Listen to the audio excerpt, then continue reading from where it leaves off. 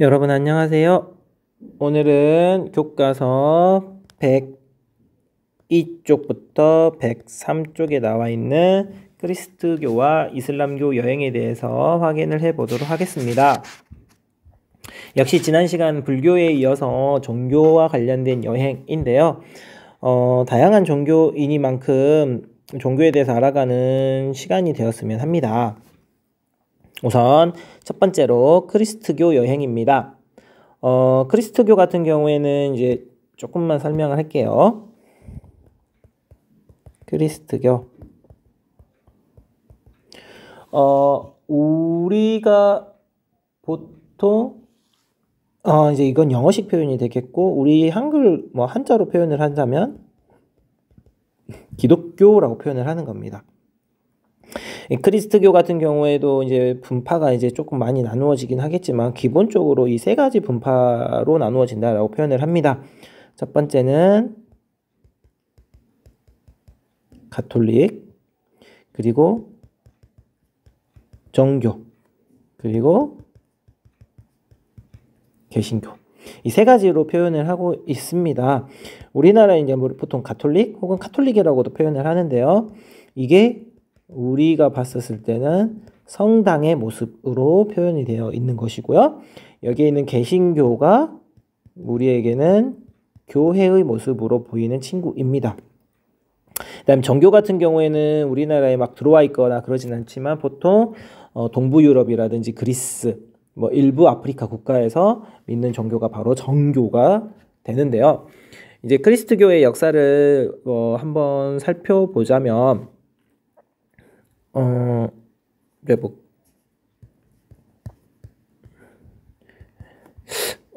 이거를 아는 친구들이 있을 것 같기도 해요. 이게 구약 성경, 이게 신약 성경.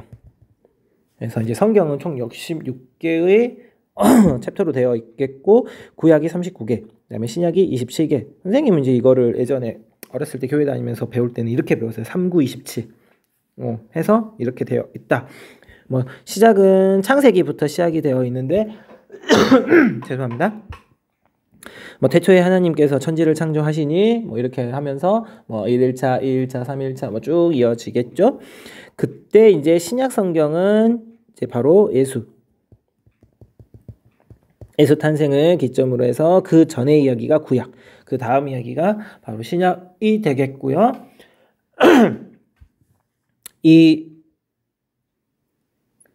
크리스트교라는 부분이 원래는 이제 가톨릭이라고 표현을 하겠지만 처음에 여기에서부터 시작이 됐다가 동로마 서로마로 나누어지면서 정교가 이제 동로마 제국이 이 정교로 분파가 되겠고, 그다음에 서로마 제국이 이제 카톨릭을 꾸준히 믿어오는 도중에 14, 15세기 정도 이제 교회가 이게 성당 세력이 많이 카톨릭 세력이 많이 부패하게 되면서 안 돼, 이 종교 바꿔야 돼라고 표현을 하면서 종교 개혁이 나타나는 것이고, 그 종교 개혁에 의해서 나타난 새로운 종교가 바로 개혁에 의해서 새롭게 나타난 종교라고 해서 개신교, 이 모습이 나타나게 되는 것이고요. 주로 믿는 나라들은 유럽이라든지 아니면 아메리카 대륙, 그다음에 오세아니아 이런 등지에서 많이 믿고 있다라는 걸 여러분이 한번 기본적으로 알고 계시면 좋겠고요. 이 크리스트교에서 이야기하는, 기독교에서 이야기하는 가장 대표적인 신은 유일신인 하나님, 혹은 성당에서는 하느님이라고도 표현을 한다라고 표현을 하겠지만요.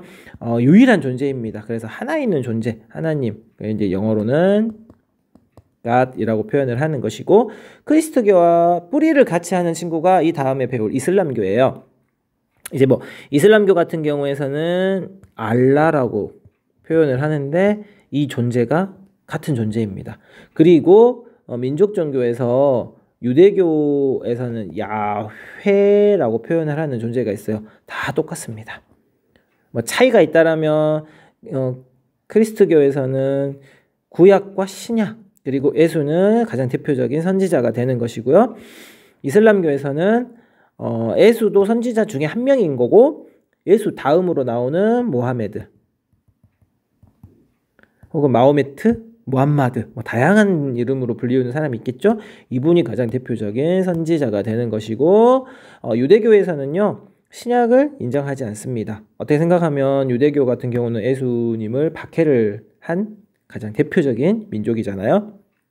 그래서 유대교 같은 경우에는 구약만을 믿고 있다. 뭐 이 정도만 기본적인 개념으로 여러분이 생각을 하시면 되겠고요. 교과서 내용을 가지고 한번 살펴보도록 하겠습니다. 자, 그리스도교 여행입니다. 그리스도교 여행이란 예수가 활동하고 순교했다고 알려진 예루살렘이나 교황이 있는 바티칸 등 그리스도교와 관련된 성지나 유적을 여행하는 것을 말한다. 자, 이 예루살렘 같은 경우는 예수와 관련된 가장 대표적인 장소이기 때문에 여러분 개신교와 관련된 장소라고 생각하시면 되겠고요. 바티칸은 교황이 있잖아요. 그럼 여기는 성당과 관련이 있기 때문에 가톨릭과 관련된 가장 대표적인 지역이 되겠습니다. 참고로 여기 바티칸 같은 경우는요, 이탈리아라는 나라를 한번 생각을 해보자면 여러분 이탈리아는 꼭 장화시는 것처럼 생겼잖아요.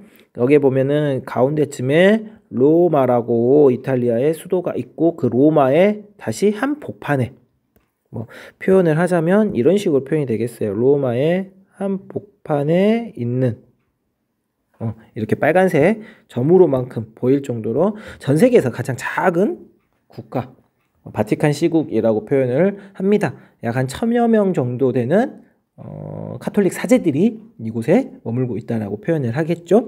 문이 열리는 시간이 있습니다. 해가 뜨면 문이 열리고요. 해가 지면 문이 닫히면서 일반 관광객은 밖으로 다 나가고 사제들만 남아있는 곳이라고 합니다. 다음 이스라엘의 예루살렘을 방문하며 만국교회가 위치한 겟세마네 동산에 들릴 수 있다라고 되어 있습니다. 여기 보시면 이스라엘 예루살렘의 만국교회라고 되어 있는데요. 이곳은 예수가 권력자들에게 체포된 장소이자 마지막으로 기도를 한 곳이며 예수가 십자가에 달려 죽었다가 사흘 만에 부활한 곳이라고 믿는 장소입니다. 그렇기 때문에 교회, 개신교회 다니는 우리가 교회 다니는 친구들에게는 가장 대표적인 성지가 될 수 있는 곳이겠죠. 그리고 예수가 다시 땅으로 내려오겠다고 약속한 곳이기도 하다. 따라서 믿음과 기도라는 종교적 의미를 되새길 수 있는 지역이 바로 이스라엘의 예루살렘. 그리고 그 예루살렘에서도 바로 만국교회가 되겠습니다. 예루살렘의 위치를 보시면 다시 다음과 같겠고요. 한편 바티칸은 교황이 거주하며 업무를 보는 장소입니다. 자, 교황은 성당과 관련이 되어 있기 때문에 성당은 다시 한 번 더 가톨릭입니다.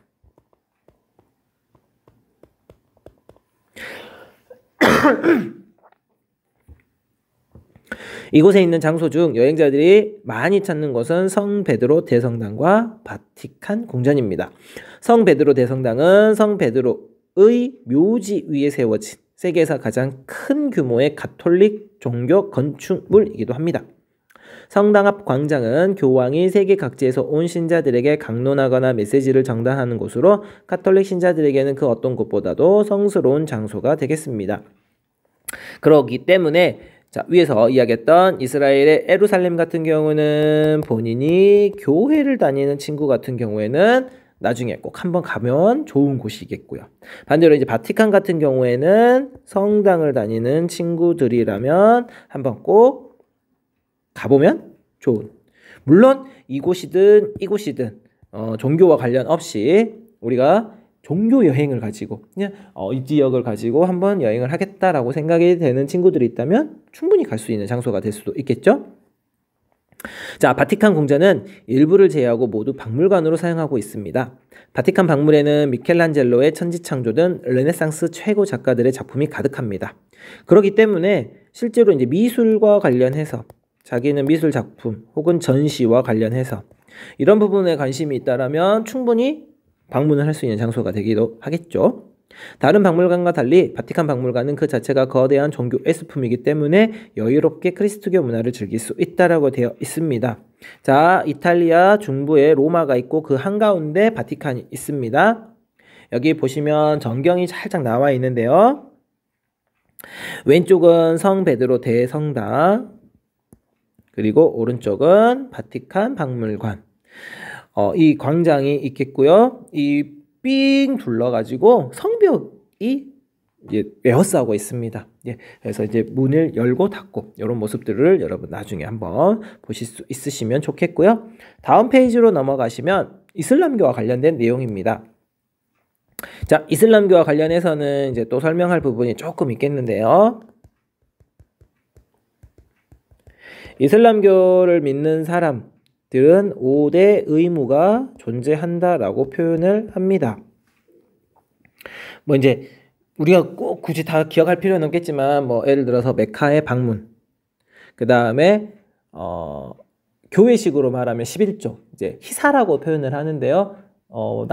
못 사는 사람들 혹은 도움이 필요한 사람들을 위해서 봉사하는 거, 금전적인 내용입니다. 그 다음에 라마단 기간 동안에 금식하는 거, 그리고 하루에 5번 메카를 향해서 절하는 거, 그리고 제일 중요한 거이기도 한데요, 신앙 고백입니다. 알라 이에 다른 신은 없고 알라가 뭐 최고이다, 뭐 이거 하는 거. 해서 5대 의무를 지켜야 되겠고요. 이슬람교는 주로 건조한 지역에서 많이 믿는 종교이고요. 이슬람교와 관련된 성지 메카. 자, 이제 이 메카라는 단어가 이제 무엇의 메카이다. 그게 이제 어떻게 생각하면 성지의 개념이 되는데요. 이게 바로 사우디아라비아에 있어요. 사우디아라비아, 여러분 교과서에 이제 보면 좀 이따 나오겠는데요. 이곳에 있는 지역명입니다. 도시명입니다. 이곳이 이제 이슬람교의 중심지가 되는 것이겠고요. 이슬람교 같은 경우에는 또 이제 유명한 것이 복장과 관련해서, 특히 이제 여성들 같은 경우에는 머리부터 뭐 발끝까지 가리면서 얼굴에 눈을 빼느냐, 눈도 다 덮느냐, 뭐 두 겹만 쓰느냐, 뭐 여러 가지 해가지고 뭐 차도르, 니캅, 히잡, 부르카, 뭐 다양한 측면으로 나타나는 복장과 관련된 부분, 그리고 음식과 관련된 부분도 중요한 내용이죠. 이슬람교에서는 가장 대표적으로 어떤 고기를 먹지 않는다? 돼지고기를 먹지 않는다. 그 다음에 이슬람교를 믿는 사람들에게는 허용된 음식, 할랄 푸드. 그래서 할랄 마크가 있는 경우에만 먹을 수 있고, 할랄 마크가 있지 않으면 사람들이 먹지 않는, 뭐 이런 부분들, 다양한 부분과 관련해 가지고 이슬람교 생각하셔야 되겠고요. 알라. 이게 크리스트교에서는 신, 하느님하고 똑같은 존재이다라는 거 생각하시면서 교과서 본문 내용으로 넘어가도록 하겠습니다. 자, 여기 지도상에 빨간색 점 찍어져 있는 곳이 바로 메카입니다. 메카. 사우디아라비아에 있는 메카. 도시 이름이고요. 카바 신전을 순례하는 모습이고요. 여기 카바 신전에는 일반 사람은 못 들어갑니다. 일반 사람이 못 들어간다면 관광지가 아닌가요? 여기는 무슬림만 들어갈 수 있습니다. 여기서 말하는 무슬림이라는 건 이슬람교를 믿는 신자들만 들어갈 수 있는 곳이라는 의미가 되는 겁니다. 우리 일반적으로 교회, 성당, 절, 뭐 이렇게 힌두교 사원 생각을 해본다면 아무나 들어갈 수 있는 관광지라고 생각할 수 있겠지만, 여기 사우디아라비아에 있는 메카에 있는 카바 신전 같은 경우에는 무슬림만 들어갈 수 있다는 거 여러분 알아두시면 좋겠고요. 이슬람교 여행이란 이슬람교와 관련된 성지나 사원을 둘러보는 여행을 말합니다. 일반적으로 이슬람교 성지로는 사우디아라비아의 메카, 예루살렘의 바위 사원, 터키의 이스탄불 술탄 아흐메드 모스크 등을 들 수 있습니다. 자, 그럼 여기에서 여러분이 하나 또 궁금한 점이 있을 수도 있겠어요. 예루살렘의 바위사원이라고 되어 있는데요. 예루살렘이라고 한다면 조금 전에 이야기했던 크리스트교의 성지이기도 합니다. 그런데 이슬람교의 성지이기도 해요. 그래서 이슬람교를 믿는 사람들과 크리스트교 혹은 이제 예루살렘은 유대교의 중심지이기도 하거든요. 그럼 이 종교를 믿는 사람들끼리 서로 다투는 모습이 나타나잖아요. 그래서 이스라엘의 예루살렘에는 팔레스타인인들이 원래 살고 있었지만 이 부분과 관련해 가지고 6.1 전쟁도 있었고요. 실제로 팔레스타인 거주 지역을 따로 장벽을 만들어서 설치해 놓은 모습들도 볼 수 있습니다. 그래서 종교와 관련해 가지고 현재 진행형으로 다양한 분쟁이 일어나는 지역이기도 하겠죠. 하지만 이슬람 성지 메카를 순례하며 정해진 의식을 치르는 것을 하지란 이슬람 성지 메카를 순례하며 정해진 의식을 치르는 것을 뜻하는데 세계 곳곳의 이슬람 교도들은 순례의 달에 메카에 있는 카바 신전을 방문합니다. 이 메카를 방문하는 게 5대 의무 중에 하나입니다. 자기가 죽기 전에 어떻게든 메카에 방문을 하는 것. 메카 방문은 이슬람 교도의 의무사항으로 규정이 되어 있어 순례의 달에는 더 많은 인파가 몰려든다라고 되어 있습니다. 보통 많을 때는 100만 명에서 200만 명까지도 그 기간 동안에 모여든다라고 합니다. 이슬람교는 돼지고기와 술을 금기하고 일정한 시각에 예배를 드립니다. 하루에 5번 메카를 향해서. 자, 돼지고기를 금기시한 이유 중에 하나는요. 이 지역이 조금 전에 이야기했던 것처럼 건조 지역입니다. 건조 지역에서는 물이 매우 귀한 존재이고요. 그리고 주로 유목 생활을 많이 하게 되는데 유목 활동에 돼지는 부적합한, 그리고 돼지라는 동물은 몸의 체온을 낮추고 몸에 있는 여러 가지 벌레들을 쫓기 위해서 흙탕물 혹은 이제 물 구정물이라고 할 수 있겠지만 그 물이 있는 곳에서 첨벙첨벙 노는 거를 엄청 좋아한다라고 해요. 근데 물이 귀한 지역이기 때문에, 그리고 유목에 부적합한 동물이기 때문에 돼지를 금기시, 타부시하게 됐고요. 더러운 동물로 인정이 되는 거겠죠. 이슬람 국가를 방문하면 이슬람 교도들의 문화를 쉽게 접할 수 있다. 공항 내부의 예배 시설을 비롯하여 호텔에 표시된 메카 방향의 표식이나 새벽녘에 들러오는 아잔 소리 등이 그 예이다. 자, 아잔은 이슬람교에서 신도들에게 예배 시간을 육성으로 알리는 소리라고 되어 있고요. 실제로 이제 메카폰이라고 예전에 과거에 나온 적이 있어요. 메카의 방향을 알려주는 나침반, 그리고 예배 시각을 알려주는 자동 알림, 기능이 있었던 폰이라고 합니다.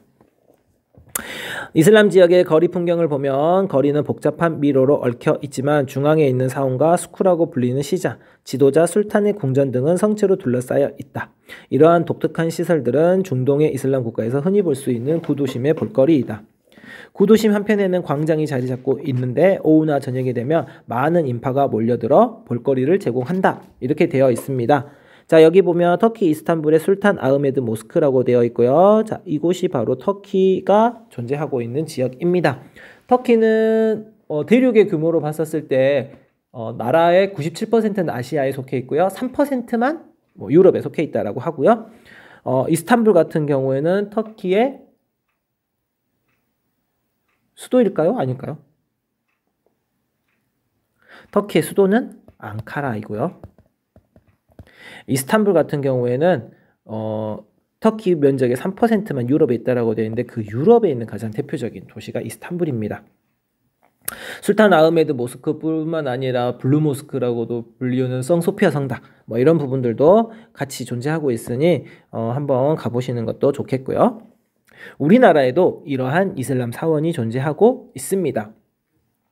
서울의 이태원에 있는 이슬람 사원이 있습니다. 이태원에 우리나라에 거주하는 외국인 이슬람 교도들과 우리나라의 이슬람 교도들의 예배를 드리는 곳입니다. 이태원역에서 사원으로 올라가는 거리에서는 아랍어로 쓰인 간판을 쉽게 만날 수 있습니다. 이런 할랄 식품, 자, 조금 전에 이야기했던 이슬람 교도가 먹을 수 있도록 허용된 식품을 비롯하여 서점, 생활 필수품점 등을 구경할 수 있고요. 실제 이제 이슬람 사원 안으로 이제 누구든 들어갈 수는 있습니다. 여기는 조금 전에 이야기했던 메카의 카바 신전만 무슬림만 들어갈 수 있고요. 여기 들어가 보시면 이제 벽면이 있을 텐데요. 이 벽면 자체가 어디를 향해 있냐면 메카를 향해 있어요.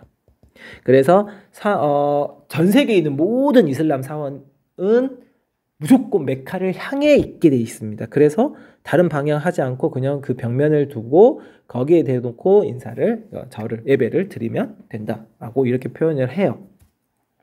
실제 이제 종교와 관련해 가지고 이야기할 수 있는 부분들은 정말 다양하고 많습니다. 우리 주변에서도 많이 볼 수 있는 지형이기 때문에 그런 건데요. 이제 여러분도 더 다양한 종교 여행을 한번 다녀봤으면 좋겠어요. 실제 이제 이 다음 시간에 배울 건축물 여행과 관련해서도 또 종교와 관련된 내용들이 나오기 때문에 그 부분에서도 여러분 다시 한 번 더 확인할 수 있는 시간을 가졌으면 좋겠습니다. 이상으로 해서 이번 시간을 마치도록 하겠습니다. 수고 많으셨습니다.